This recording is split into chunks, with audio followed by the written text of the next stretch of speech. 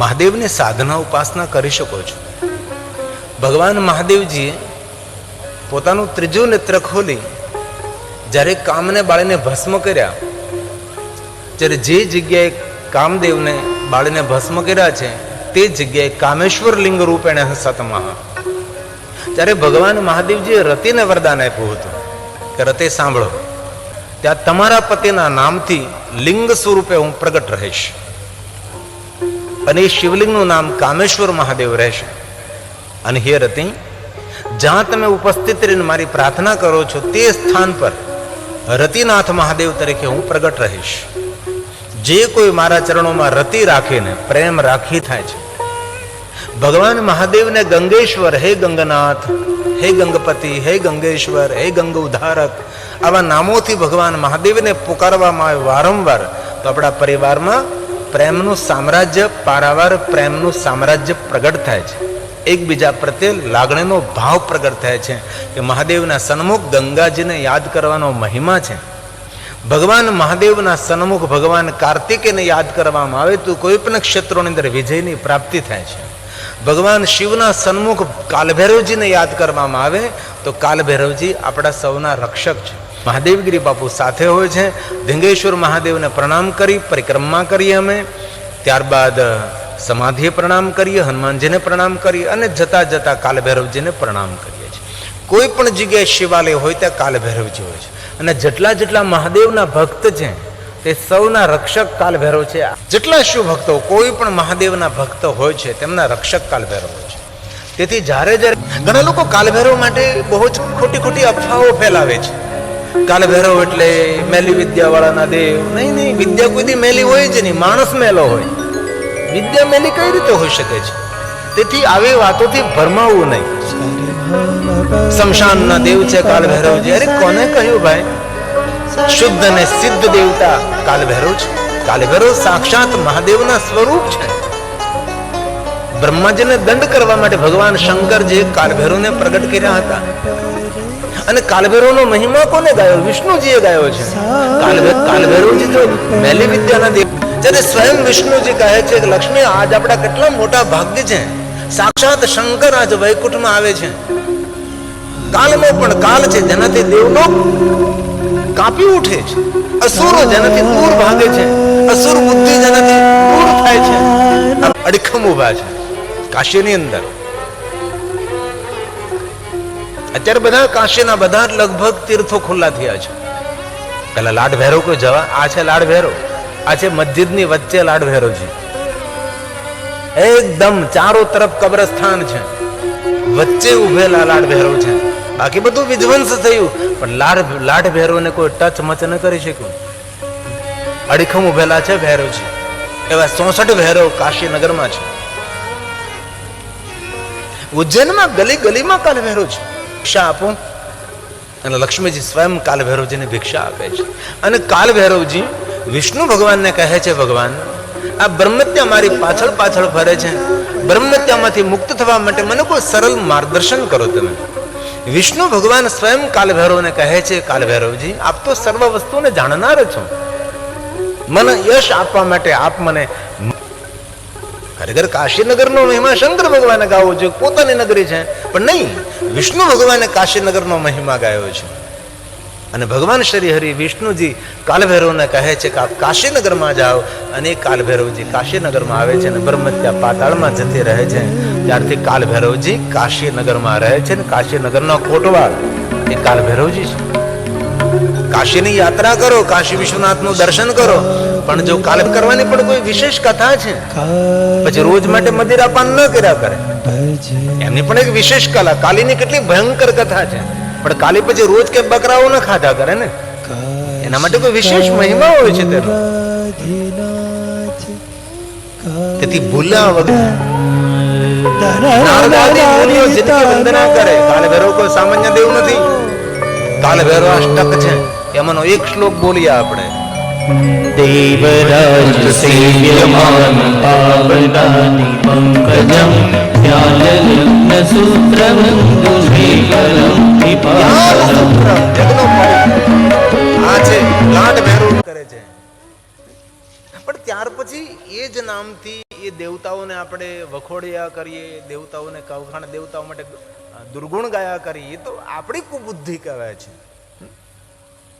અલગ અલગ સૌનો મહિમા હોય છે. ની દેવી તપસ્વીની દેવીએ ઉપમન્યુજીને કહેલું, બેટા દીકરા, બ્રહ્માદિક સમગ્ર દેવતા ભગવાન શંકરના કિંકર છે. અને આ વાતને કોઈ વખોડી ન શકે, આ વાતને કોઈ ના ન કહી શકે. કારણ કે શંકર છે ઉપમન્યુ ઋષિ. ઉપમન્યુ ઋષિ કોણ? દ્વારકાધીશ કૃષ્ણજી જેના ચરણમાં બેસીને શિવ વિદ્યા પ્રાપ્ત કરે છે. શિવ સુધી પહોંચાડનાર ઋષિ ઉપમન્યુ ઋષિ છે. જેમને જેના પગ વાઘ જેવા હતા, તેથી વ્યાર્ધપાદ એમનો પુત્ર છે. આ ઋષિ અને ઋષિ પત્ની વનમાં રહે છે, પર્ણકુટી બાંધીને રહે છે, જંગલમાં રહે છે. અને પહેલાના ઋષિ મુનિઓ જંગલમાં જ રહેતા હતા. હજી પણ ઋષિ મુનિઓ જંગલ એને પ્રિય લાગે છે, એકાંત પ્રિય લાગે છે, પહાડોની કંદરત એને પ્રિય લાગે છે. માતા પિતા નિર્ધન છે, જંગલમાં રહે છે, વનમાં રહે છે, બાળકને સાચવવા માટેની ઘરમાં કોઈ વ્યવસ્થા નથી. તેથી તપસ્વીની દેવીએ પહેલેથી નિર્ણય લીધો કે આપણા બાળકને આપણે એમના મામાને ત્યાં મોકલી દઈએ. મામાને ઘરે મોટા થવાનો, મામાને ઘરે રહેવાનું.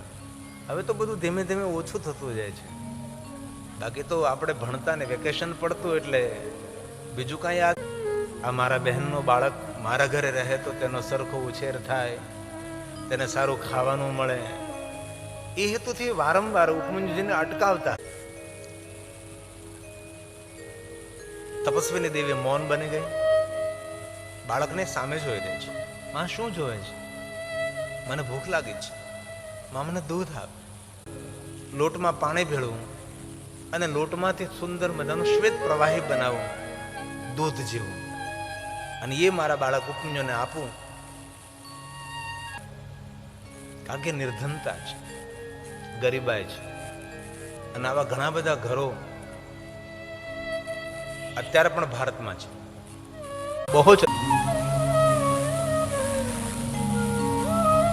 એક વાર જવું એના ગુનેગાર આપણે હોઈએ છીએ. નિર્ધન પરિવારમાં જન્મ થયો આપણો, એ જ નિર્ધનતામાં, એ જ ગરીબાઈમાં રીબાઈ રીબાઈને મરવાનું. આપણે શ્રદ્ધા, વિશ્વાસ, પવિત્રતા પૂર્વક લગાતાર કરેલો પુરુષાર્થ આજને તો કાલ ભાગ્યને મજબૂર કરે છે. અને કઠોર પુરુષાર્થ ભાગ્યને ખોલવા માટેની સુવર્ણની ચાવી છે. આપ આપના ભાગ્યને ખોલી શકો. ગિરિબાપુ શું કહે? રાજમહેલમાંથી આવે છે? હા, ગિરિબાપુ ઝૂંપડામાંથી જ આવે છે. એવું ઝૂંપડું જ્યાં પિતાજી ભિક્ષાવૃત્તિ કરવા જાય અને ઘરનો ચૂલો સળગે. યુગની તપસ્વીની દેવી સુંદર માર્ગદર્શન રહે. આપણે નિર્ધનતામાંથી બહાર નીકળીએ, કેટલી સુંદર વાત છે. ત્વયા મત્રિબમ્મા કૃતાસ્ત્વં જલ્દી બેટા, વિલંબ નહીં કર, ઉભો થા. ઉભો થઈને શું કર? ઘનઘોર જંગલમાં જા, અને ઘનઘોર જંગલમાં જઈને ભજ સાંબ સદા. ભવાનીને પણ યાદ કર, માતા જગદંબા અંબા ભવાનીને યાદ કર અને મહાદેવની ભક્તિ કર બેટા. સર્વ તસ્માત. માતા બોલે છે કે બેટા સાંભળ, હું તને જે માર્ગદર્શન કરું છું, માર્ગદર્શન ધ્યાનપૂર્વક તો સાંભળ. માતા સ્વયં તપસ્વી દેવી માં પોતાના બાળકને સુંદર માર્ગદર્શન આપે છે. અને દરેક માતા જો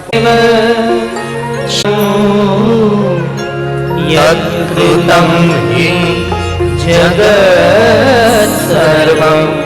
દેવતાઓ તને પ્રલોભન આપશે, પણ દેવતાઓના પ્રલોભનમાં નહીં પડતો. દેવતાઓની વાત તો સાંભળતો નહીં, પ્રણામ કરજે. અને દેવતા તને એમ કહે તું ધન માટે તપ કરે છે ને, લે અમે તને ધન આપીએ, તને વૈભવ આપીએ. તને કોઈ વરદાન આપશે ને તો વરદાન એ નિત્ય નહીં હોય. અને ભગવાન જે આપે છે અનિત્ય છે, નિરંતર તારી પાસે રહે છે. જાય તે નાત્ર સંશય. જંગલ ને વનના પુષ્પો વડે જેમની પૂજા કરે છે, મને ધન જોઈએ છે, આવા ભાવથી ભગવાન મહાદેવની ભક્તિ કરે છે. અને સ્વયં શિવ પધારે છે અને શંકર ભગવાન આવે છે. દૂરથી ઉપમન્યુનું આગમન થાય છે. આજુબાજુ દેવતાઓ જયજયકાર કરે છે. અનેક ગણો સાથે ઇન્દ્ર બનીને ઉપમન્યુની સામે આવે છે. એ ઉપમન્યુ, હું દેવરાજ ઇન્દ્ર છું. ઘૂમતા રહે છે. ખોપડીઓની માળા પહેરે, મોટા મોટા સર્પો પહેરે છે. શિવજીની પાસે ધન સંપત્તિ વૈભવ છે જ નહીં, તને કઈ રીતે આપી શકે છે? મારી પાસે ધન, હું પણ એક ઋષિનું સંતાન છું અને કેટલા સમયથી હું તપસ્યા કરું છું. મારા તપમાં શા માટે મને વિઘ્ન કરો છો? મને શા માટે પ્રલોભન દેખાડો? હું તારી ભક્તિની કસોટી કરતો હતો, હું તારી ભક્તિની પરીક્ષા કરતો હતો બેટા. કે તને મારા ઉપર ભરોસો કેટલો છે, તારી માતાના વચન ઉપર તને કેટલો વિશ્વાસ છે બેટા. વરદાન માગ મારી પાસે. હવે ઉપમન્યુજી હાથ જોડીને કહે છે, મહાદેવ આપ દેવ નથી, આપ તો દેવોના દેવ છો. પહેલા મારી સ્તુતિનો સ્વીકાર કરો. દિવ્યા અવ્યભિચારિણી દિવ્યા. કોઈ અપેક્ષા ન હોય, બિન શરતી શરણાગતિ એવી ભક્તિ મને જોઈએ છે. મોક્ષ ને મુક્તિની પણ ઈચ્છા રહિતની ભક્તિ મને જોઈએ છે. ભગવાન, વ્યભિચારની ભક્તિ નહીં કે જે ભક્તિમાં મારી કામનાઓ પૂર્ણ થાય, જે ભક્તિમાં મોક્ષની ઈચ્છા હોય, મુક્તિની ઈચ્છા હોય. નહીં નહીં ભગવાન, કોઈ પણ ઈચ્છા રહિત, કોઈ પણ મને કોઈ કામના ન રહે એવી મને ભક્તિ આપો. સામા ઉભા રહે છે ત્યારે ઉપમન્યુને જે માગવાની વૃત્તિઓ હતી બધી સમાપ્ત થઈ ગઈ. આપણી ભક્તિ પરિપક્વ બની ગઈ, એને આપણને ખબર કેમ પડે? ખબર એ જ રીતે પડે જ્યારે માગવાની વૃત્તિઓ આપણી એકદમ શાંત થઈ જાય. સમજવું, આપણી ગતિ શિવ તરફ થવા લાગી છે, આપણી મતિ સંપૂર્ણ સમર્પિત થઈ છે. મહાદેવ જ્યારે ઉપમન્યુને મળે છે ત્યારે ઉપમન્યુને એક પણ વરદાન નથી માંગ્યું. બસ મને ભક્તિ આપો, ભો ભવ ભક્તિ આપો, જશોદાના જાયા સતી રે સંઘાવતી. મને ભક્તિ જોઈએ, મને બીજું કાંઈ ન જોઈએ. ભક્તિની વાતો જેના દિલમાં રમેલી, ભૂલી ભાન ભૂલી. ભગવાન માટે જેને આંકડે રેલને નથી ગાવું. અને આપણે લોકો તો ખોળા પાથરી પાથરી નિરંતર ભગવાન આગળ માગ્યા કરીએ. એ તો સારું છે કે સામું ઉભો થઈને કહેતો નથી તું માગ. અને જો ભગવાન સામે ઉભો રહીને માગવાનું કહે તો ભગવાનને ભાગવું પડે. એવા તો આપણે માગણ છીએ. ભાગ્યે જ કોઈ એવો હશે જે મહાપુરુષ જે ભગવાનની આગળ નિસ્વાર્થ જતો હશે, કોઈ સ્વાર્થ નહીં. ભગવાન તને ઠીક પડે એમ કર, તું મોક્ષ આપે તો ભળે, મુક્તિ આપે તો ભળે, તું જે કાંઈ કરે પણ તારી ભક્તિથી અળગો નહીં કરતો મને. બસ આ જ ભગવાનના ભક્તોનું લક્ષણ છે. શિવ મહાપડા ગ્રંથની અંદર અલગ અલગ ઋષિ મુનિઓની શિવ ભક્તિનું વર્ણન છે. જ્યારે મહાદેવજી જ્યારે ઋષિમુનિઓને મળે છે ત્યારે ઋષિમુનિઓ કહે છે કે ભગવાન ક્ષમા માગવી છે. અમારા જીવનનો મોટો દુર્ગુણ રહ્યો છે. ત્યારે ભગવાન સ્વયં મહાદેવ કહે છે કે તમારા જીવનનો એક પણ દુર્ગુણ મેં નથી જોયો. નિરંતર તમે મારા ભજનમાં અલમસ્ત રહ્યા છો. તમારા જીવનનો એક શ્વાસ પણ એવો નથી ગયો, એક પલ પણ એવી નથી ગઈ જેમ તમે મને યાદ ન કર્યો હોય. ભગવાન, નહીં નહીં, અમારા જીવનનો મોટો દુર્ગુણ છે ને એના માટે અમારે ક્ષમા માગવી છે. વરદાન નથી માગવું, કાંઈ ઈચ્છાઓ નથી ભગવાન, પણ બસ ક્ષમા માગવી છે. ત્યારે ભગવાન શિવ ઋષિ મુનિઓને કહે છે કે કઈ વાતને ક્ષમા, કયો તમારો દુર્ગુણ? મેં તો એક પણ દુર્ગુણ તમારામાં નથી જોયો.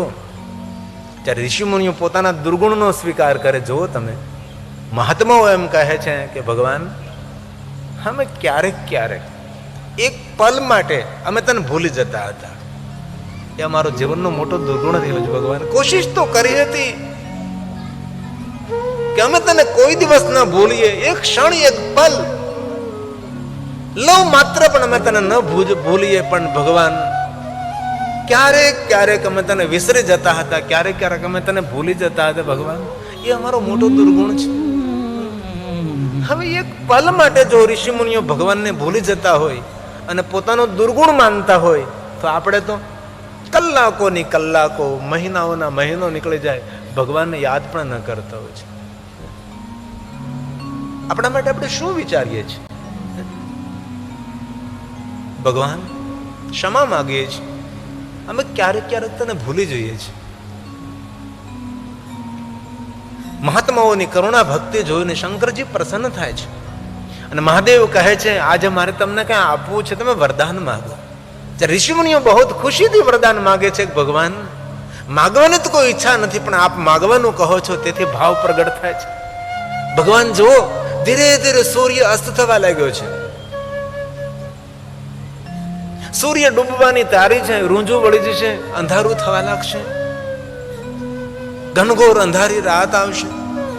અમારા જીવનમાં પણ ભગવાન અત્યારે ધીરે ધીરે સૂર્ય ઢળવા લાગ્યો છે. જીવનની સંધ્યાનો પ્રારંભ થવા લાગ્યો છે અને સંધ્યા પછી રાતનો પ્રારંભ થશે. જીવનની સંધ્યા એટલે વૃદ્ધ અવસ્થા, બુઢાપો, જર્જરિત શરીર એ જીવનની સંધ્યા છે.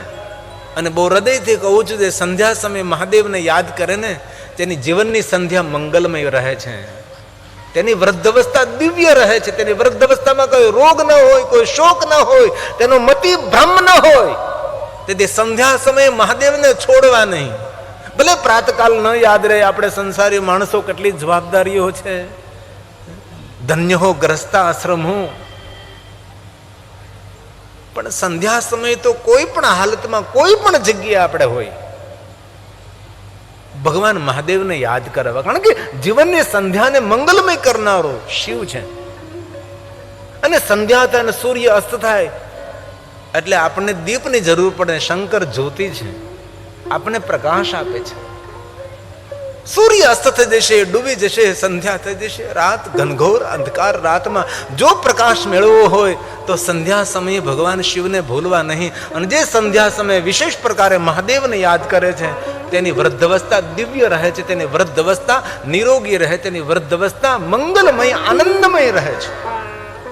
તેથી બહુ દિલથી સાધુ તરીકે કહું છું, ભલે જીવનના હજારો ને કરોડો કરોડો કામ હોય, પણ જે જ્યાં હોય ત્યાં ઘરમાં, વનમાં, શમશાનમાં, સંસારમાં, કોઈ પણ હાલતમાં, પવિત્ર અપવિત્ર અવસ્થામાં પણ સંધ્યા સમયે ભગવાન શંકરજીને ખૂબ યાદ કરો. ટ્રેનમાં બેઠો, પ્લેનમાં બેઠો, બસમાં બેઠો, ફોર વ્હીલ ગાડી ચલાવતો, કોઈ પણ અવસ્થામાં હો, આસ્થાથી સંધ્યા સમયે શંકરજીને ખૂબ યાદ કરો.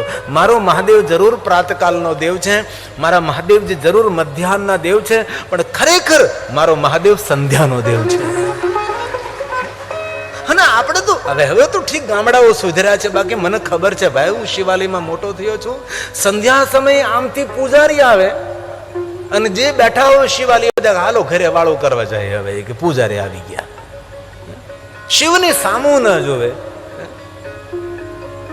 જે મંગલ અને કલ્યાણ કરનાર, પહેલા દિવસે બીજે દિવસે એમ કઈ અમારે બેસરભાઈ રામાણી મારા ગામમાં તેનું કઈક દ્રષ્ટાંત દેતો હતો. જીવનના મહેમાન આવ્યા કર, આજ સારું છે મહેમાનનું, ઘણી ખમ્મા મહેમાનોને આજ પરમ શાંતિ છે, પરમ શાંતિ.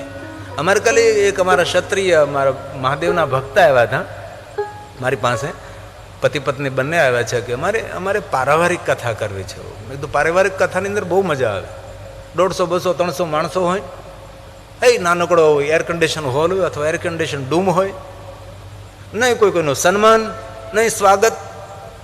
અને આખી વ્યવસ્થા મેં તેને સમજાવી કે આટલું મોટો તામઝામ કોઈ એક વ્યક્તિ ન કરી શકે, આમાં તો બધા સમૂહ જોડવો પડે. કરી શકે પણ એવા સામર્થ્યવાન માણસો ઓછા હોય. તો પારિવારિક કથા મારે કરવી છે. ક્ષત્રિય સમાજના હતા, મેં તેને માર્ગદર્શન કર્યું. અમે ઘણી બધી પારિવારિક કથાઓ કરી, વિરામ મળે વચ્ચે વળી પછી ચા પાણી કોફી ને આઈસ્ક્રીમ ને ઝપટ કરી લે, પછી પાછા બેસી જાય, અમે પાછા બેસી જાય અને ફરી પાછી સુંદર સુંદર. આ છે પારિવારિક કથા. અને એ કથા અનુષ્ઠાન બને, એ કથા ઉપાસના બને, કુતૂહલ ન બને. ભાગમ ભાગ નાચ ભાગ ને આવે, મહેમાન હેમાન નકરું દુપટ્ટા ઓઢાડવાનું, સન્માન કરવાનું. અરે ભાઈ, કોઈના લગ્નમાં જાઓ ત્યાં સન્માન હોય. આ તો ભગવાનની કથા છે, આ તો સન્માન ન હોય, નમવાનું હોય. સન્માન ન હોય, નમવાનું હોય કે બસ મસ્તક ઝુકાઈ ગયું, ખતમ. મહાદેવ કહે છે માગો. ઋષિ મુનિઓએ માંગણી કરી છે. ભગવાન સંધ્યાનો સમય થયો છે, સૂર્ય અસ્ત થઈ જશે. ભગવાન એક વરદાન આપો, આપે જો મારી ભક્તનો સ્વીકાર કર્યો હોય. શિવ મહાપ્રદ ગ્રંથની અંદર આનું આખું વર્ણન છે. ભગવાન માગીએ છીએ, મહાદેવ કહે છે માગો. મહાદેવ હવે પછી બીજો જન્મ મળે ને અમને તો એવા કુળમાં જન્મ આપજે જે કુળનો ઈષ્ટદેવ મહાદેવ તું હો. જે કુળમાં મહાદેવ તારી ભક્તિ થતી હોય ને એવા શિવ ભક્ત કુળમાં જન્મ આપજે અમને.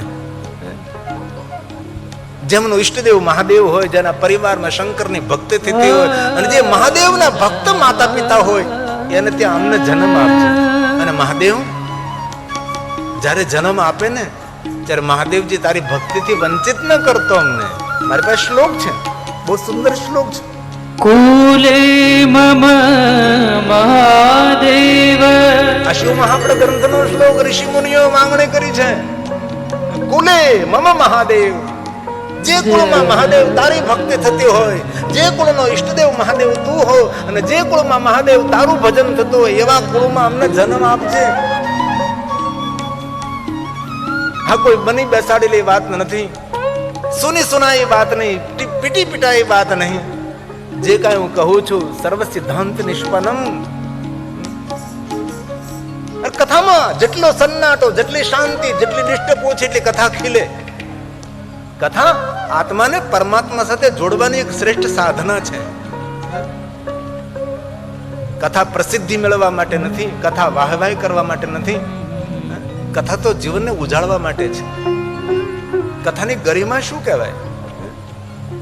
મહાત્માઓ કહે છે મહાદેવ સાંભળો, કુલે મમ, કુલે મમ મહાદેવ ભજનમ તે અસ્તુ સર્વદા. જે કુળમાં સર્વદા મહાદેવ તારી ભક્તિ થતી હોય, જે કુળમાં મહાદેવ તારા નામનું સ્મરણ થતું હોય એવા શિવ ભક્ત કુળમાં મને જન્મ મળે.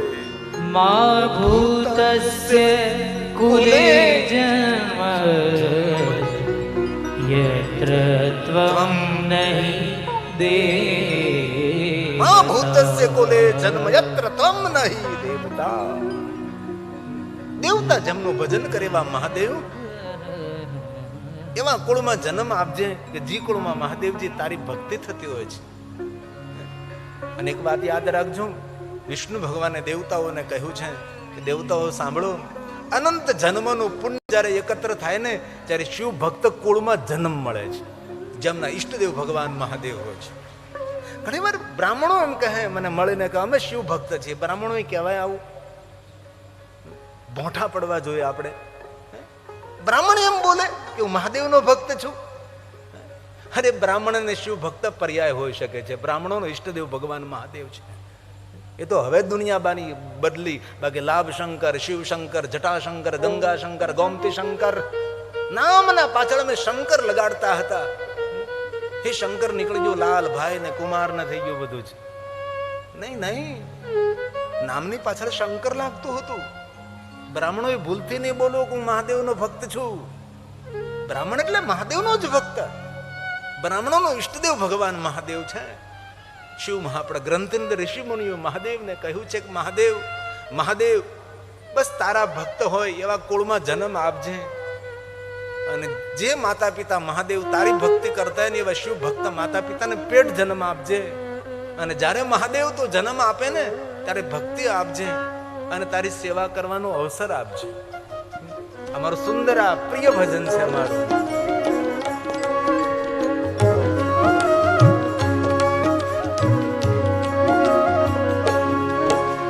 जब भी जन्म मिलेगा सेवा करेंगे तेरी, करते तुम सेवादा शरण रहेंगे. બસ આટલું જોઈએ, બીજું કાંઈ નથી જોતું. અને શિવપુરાણ ગ્રંથમાં કહ્યું કે મહાદેવની ભક્તિ મળે ને તો સમજો એ મુક્ત આત્મા છે. અને જે મુક્ત આત્મા હોય ને એને મહાદેવની ભક્તિ મળે છે. સૌને મહાદેવની ભક્તિ ન મળે. જો તમારા ચિત્ત અને મનમાં હૃદયમાં શંકર ભગવાન પ્રત્યે ભાવ અંકુરિત થયો હોય તો ભવ ફેરો ટળ્યો અને ભવસાગર તર્યા. આ 9 દિવસ કથા સાંભળી અને જો હૃદયમાં મહાદેવ પ્રત્યે કોઈ ભાવ પ્રગટ થયો હોય તો સમજો સફલમ જીવિતમ, જન્મારો સફળ થયો. શિવપુરાણ ગ્રંથમાં બહુ શ્લોકો છે. જે મહાદેવની ભક્તિ કરે છે, સફલમ જીવિતમ જન્મ સફલમ, ધન્ય માતા, ધન્ય પિતા, ધન્ય કુલમ, એટલા બધા શ્લોકો છે કે જેને મહાદેવની ભક્તિ ચિત્તમાં અંકુરિત થાય, સમજો જેનો જન્મારો સફળ થયો છે. જીવાગરે વર્તતે તસ્ય સફલમ જીવિતમ, જેની જીવા પર મહાદેવની ભક્તિ, મહાદેવનું નામ અંકુરિત થયું, સમજો તેનો જન્મ સફળ છે. એટલે જ્યારે જ્યારે સમય મળે, તમારું ગામ મોટા દડવા તો કેટલું ભાગશાળી છે ભાઈ. આમ જાવ તો શિવાલય, આમ જાવ તો શિવાલય, અહીંયા જાવ શિવાલય, અહીંયા પાછળ 16 થંભી વાળું મહાદેવનું શિવાલય, ધીંગેશ્વર મહાદેવ ધીંગો થઈને બેઠો છે. મેં તો ધીંગો કેમ? તો કે આ ગામના પેંડા વખાણે ને એટલે ધીંગો જોઈ. અને એ પણ ખરી વાત, ઘણી બધું બહુ ફેરો, પણ આ તમારા મોટા દડવાના જે પેંડાનો સ્વાદ છે, એવો સ્વાદ લગભગ ક્યાંય અમે જોયો નથી. ભલે હું જાહેરાત નથી કરતો એની, અને પ્રચાર નથી કરતો. મને કઈ એવું એને કીધું નથી બાપુ મારા નામનો પ્રચાર કરવો. ઘનશ્યામભાઈ બિલકુલ નથી કીધું મને. પણ ખરેખર મને તો ખબર પણ નહીં હતી. એવું સાંભળ્યું હતું ક્યાંક મોટા મોટા પેંડા મળે છે, પણ જે ગામમાં મોટા મોટા પેંડા મળે એ પણ ખબર ક્યારે પડે? જ્યારે આ અમારા ભૂપતભાઈને સૌ મુહૂર્ત લેવા આવ્યા ત્યારે ખબર પડે કે ઓ તમારા ગામમાં પેંડા. અને ત્યારે મને ખબર નથી કે આ મોટા દડવા, હું રાંદલના દડવા કરતો હતો. એમને મને કહ્યું નહીં કે બાપુ રાંદલના દડવા તો ખરા, પણ સાથે સાથે મોટા દડવા. કારણ કે ગામથી હું પરિચિત નહીં હતો, અજાણ હતો.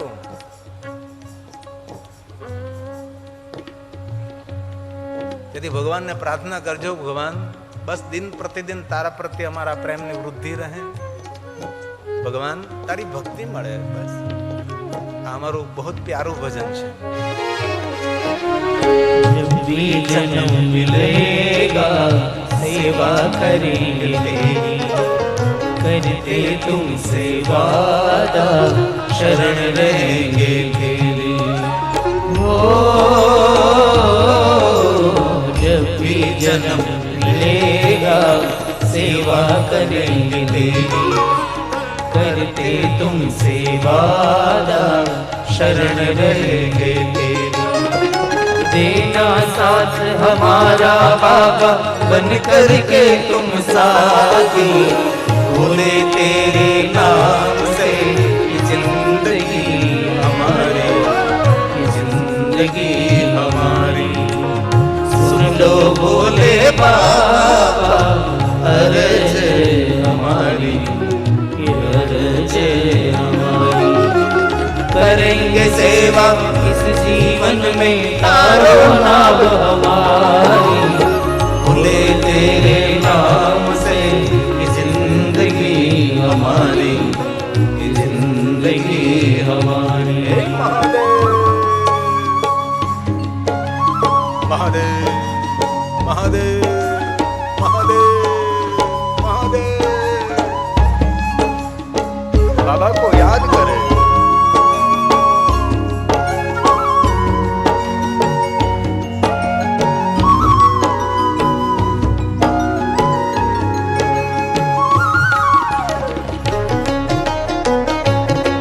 अरे ताली महादेव ने बहाली, ताली से स्फूर्ति मिलती है, रोग प्रतिकारक शक्ति बढ़ती है ताली से. दुनिया बनाने वाले ये सब तेरी माया, सूरज चांद सितारे सब कुछ तूने बनाया. हो दुनिया बनाने वाले ये सब तेरी माया, सूरज चांद सितारे सब कुछ तूने बनाया.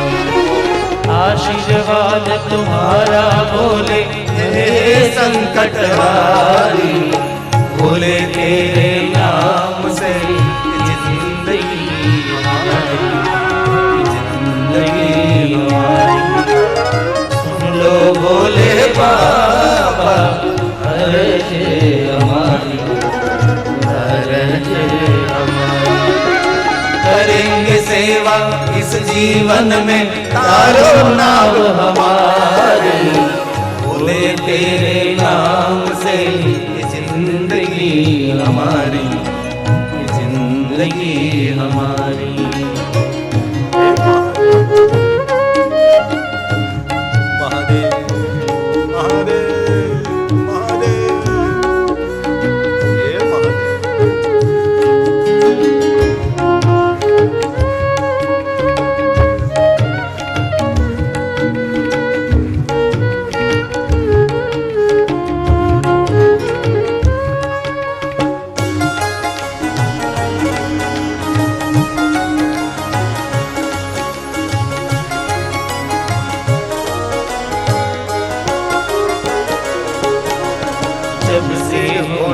संभाला, तब से हमने जाना तेरी भक्ति ना मिले जीवन व्यर्थ हमारा। ओ जब से होश संभाला, तब से हमने जाना तेरी भक्ति ना मिले जीवन व्यर्थ हमारा। बिना तुम्हारे भोले बाबा दुनिया है बेगानी, भोले तेरे नाम से जिंदगी हमारी, जिंदगी हमारी। सुन लो भोले बाबा अरज हमारी, अरज हमारी। करेंगे सेवा इस जीवन में तारो नाम हमारी, भोले तेरे नाम से जिंदगी हमारी, जिंदगी हमारी, जिंदगी हमारी, जिंदगी हमारी, जिंदगी हमारी। ઉપમન્યુએ ભગવાન મહાદેવની પાસે માગ્યું નથી, ગયું હો તો માગવા, પણ શંકર ભગવાનનું દર્શન થયું, માગવાની વૃત્તિઓ બધી ભસ્મ થઈ ગઈ. ભક્તિ માગે, ભગવાન મને ભક્તિ, એવી ભક્તિ આપો, વ્યભિચારની ભક્તિ નહીં, અવ્યભિચારની ભક્તિ. તું મોક્ષ આપે તો ભણે, મુક્તિ આપે તો ભણે, સ્વર્ગ આપે કે શિવલોક આપે કે નરકમાં નાખે, નરકમાં નાખે ન્યાય કથા કરશું, કોઈ અપેક્ષા નહીં, બિન શરતી શરણાગતિ, એવી ભક્તિ. ભગવાન મહાદેવ જયારે રામને મળે ને ત્યારે રામે પણ આ જ મહાદેવને કહેલું, ભગવાન કોઈ અપેક્ષા નથી, અવિચલ ભક્તિ આપો, બસ આપના પ્રત્યે શ્રદ્ધા કભી તૂટે નહીં, નિરંતર આપની ભક્તિ રહે. ભગવાન મારું ચિત્ત, મારું મન મહાદેવ આપના ચરણોમાં રહે. ભગવાન રામજીની શિવ ભક્તિનું વર્ણન છે શિવપુરાણ. આ કથામાં તો એટલી બધી કથાઓ નથી થઈ શકે, કારણ કે એટલો શોર, મહેમાન આવન જાવન, નિરંતર નિરંતર. અરે દ્વારકાધીશ ભગવાન કૃષ્ણ જયારે મહાદેવ મળે છે ત્યારે દ્વારકાધીશ એ જ પણ કહે છે, ભગવાન અવિચલ ભક્તિ આપો, મારું મન કભી સંસારમાં સંચલ ન બને, મહાદેવ હું તમને ભૂલું નહીં, બસ મને આપની ભક્તિ આપો, અવિચલ ભક્તિ આપો. કૃષ્ણની શિવ ભક્તિનું શિવપુરાણ ગ્રંથમાં વર્ણન છે.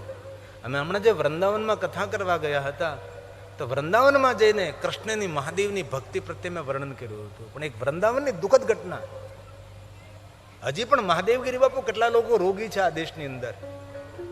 અમારા મુંબઈના જજમાન કાપડિયા પરિવાર, વૈષ્ણવ પોતે, જય શ્રી કૃષ્ણ, તો કોઈ ચોક્કસ વિચારધારાનો કોઈ આશ્રમ, એ આશ્રમ મને પ્રિય લાગ્યું, ગમ્યું. એટલા સુંદર રૂમ, કથાનો હોલ, ભોજન હોલ, એટલું સુંદર.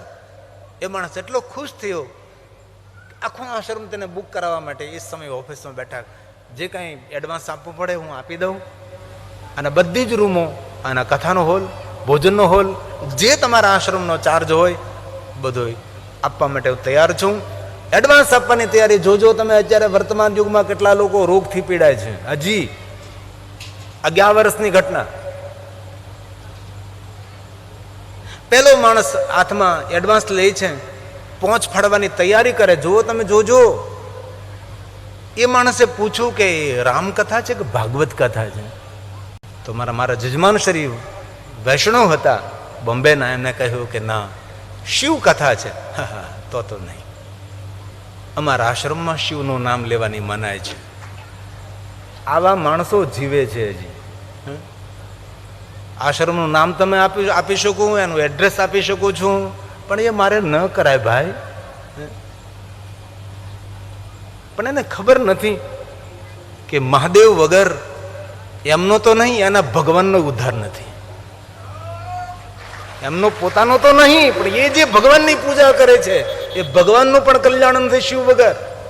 કારણ કે શિવ દેવતાઓનો દેવ છે, દેવોનો આરાધ્ય દેવ ભગવાન શિવ છે, અને જીવનો મૂળ સ્થાન ભગવાન શિવ છે. प्रारंभ भी तू, मध्य भी तू, अंत भी तू और अनंत भी તું હે મહાદેવ. હા જોગમુનિઓએ કહ્યું ભગવાન કાંઈ નથી જોતું મને. હવે મહાદેવ કહે છે, અમે કહીએ ને માગે ને આપે ને દેવ કહેવાય, અને માગ્યા વગર ઢગલા કરી દે તેને મહાદેવ કહેવાય છે. યોગ્યતા પ્રમાણે આપે તેને દેવ કહ્યો છે, અને આપણી કોઈ પણ યોગ્યતા ન હોય ને ભગવાન મહાદેવ આવીને ઉભો રહે એને મહાદેવ કહ્યો છે. અને બહુ દિલથી કહું છું સાધુ તરીકે જેને જેને મહાદેવની ભક્તિ મળી છે ને, મારા કોટી કોટી પ્રણામ છે. તમારા કુળને પ્રણામ, તમારા પૂર્વજોને, તમારા માતા પિતાને પ્રણામ. જો મહાદેવની ભક્તિ તમને મળી હોય, સફલમ જીવિતમ. શિવ મહાપડ ગ્રંથમાં યમરાજની શિવ ભક્તિનું વર્ણન છે. યમરાજે મહાદેવની ઉપાસના કરી છે, અને યમરાજ જ્યારે પાપીઓના લેખા જોખા કરે છે, જ્યારે ભસ્મનું ત્રિપુંડ વિખી નાખે છે, યમરાજ જ્યારે પાપીઓના લેખા જોખા કરવા રુદ્રાક્ષની માળા એક બાજુ મૂકી દે છે, તટસ્થ બનીને અક્કડ થઈને બેસે છે. ઋષિ મુનિએ પૂછ્યું છું કે યમરાજ તમે તો મહાદેવના ભક્ત છો, મહાદેવના ભક્તના ભાલમાં ભસ્મનું ત્રિપુંડ અને ત્રિપુંડ વગરનો દર્શનીય નથી, રુદ્રાક્ષ અને ભસ્મનો કેમ ત્યાગ કરો છો? જ્યારે યમરાજે કહ્યું હતું ભગવાને આપેલું કર્તવ્ય છે, મારે કરવાનું છે. જો જ્યારે ભસ્મનું ત્રિપુંડ કરીને હું બેસું ને રુદ્રાક્ષની પહેરીને બેસું અને કોઈ પાપી જીવાત્મા મારી સામે ઊભો રહે તો હું એને નર્ક ના આપીશું કે એને મારે શિવલોક આપવું પડે છે, કારણ કે મારી ભાલમાં ભસ્મનું ત્રિપુંડ છે, મારા કંઠમાં રુદ્રાક્ષ છે. રુદ્રાક્ષ પહેરનારા માણસનું કોઈ દર્શન કરે, ભાલમાં ભસ્મનું ત્રિપુંડ હોય, એમનું કોઈ દર્શન કરે એ શિવલોકનો અધિકારી બને છે. તેથી હે મહાત્મા, હું ક્ષમા ચાહું છું કે ભગવાનનું આપેલું કામ છે એટલા માટે હું કરું છું. બાકી હર પલ મારું ચિત્ત, મારું મન મહાદેવના ચરણોમાં સમર્પિત છે. નરકોનું વર્ણન છે. યમરાજ તટસ્થ બની અને લેખા જોખા કરે તેનું વર્ણન છે. યમરાજ નિરંતર મહાદેવની ભક્તિમાં ડૂબેલો રહે છે. એ યમરાજ આ મહાદેવનો ભક્ત છે. અને કોઈ મહાદેવનો ભક્ત હોય, પોતાની જીવન યાત્રા પૂર્ણ કરીને જાય છે ને, ત્યારે તેનું સન્માન શિવ તો કરે, શિવગણો કરે છે, પણ શિવ ભક્તનું સન્માન પહેલા તો યમરાજા કરે છે. યમરાજા તેનો આદર કરે છે કે તે મહાદેવની ભક્તિ કરી છે, મહાદેવની ઉપાસના કરી છે, અમારા કુળનો છે તું. અરે મૃત્યુને કઈ પૂછવું હતું કે મૃત્યુ તું દરેકને ડરાવે છે? નહીં નહીં નહીં, હું દરેકને નથી ડરાવતો, ને કોઈને જો ડરાવતો એટલા માટે ડરાવું છું કે મારા ડરથી, મારા ભયથી જો એકવાર એ મહાદેવને યાદ કરે ને તો તેને મૃત્યુંજય સુધી પહોંચાડી દઉં, મહાદેવ સુધી તેને પહોંચાડી દઉં. એ શિવ ભક્તિ છે, એ મહાદેવની ભક્તિ છે. મૃત્યુ કહે શિવ ભક્તોનું હું સ્વાગત કરું છું. અને કોઈ પણ મહાદેવનો ભક્ત હોય તેને મૃત્યુની પીડાની વેદના ભોગવવી પડતી નથી. તે મૃત્યુની પીડા રહિત રહે. બાકી જન્મત મરત પરમ દુઃખ હોય. જન્મનું દુઃખ પણ ભયંકર, મૃત્યુનું દુઃખ પણ ભયંકર હોય છે. પણ જન્મને મૃત્યુના દુઃખમાંથી મુક્ત રહેવું હોય, ભજ સાંબ સદાશિવ, ભજ સાંબ સદાશિવ. જન્મનું દુઃખ ભોગવીને આવ્યા છે, મૃત્યુનું દુઃખનો અનુભવ કરવાનો બાકી છે.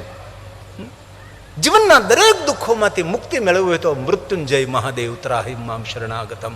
જન્મ મૃત્યુ જરા, જરા વૃદ્ધાવસ્થા ના આવે. જન્મ મૃત્યુ જરા, બુઢા પોતે ના આવે, ભલે શરીર તેનું જર્જરિત હોય.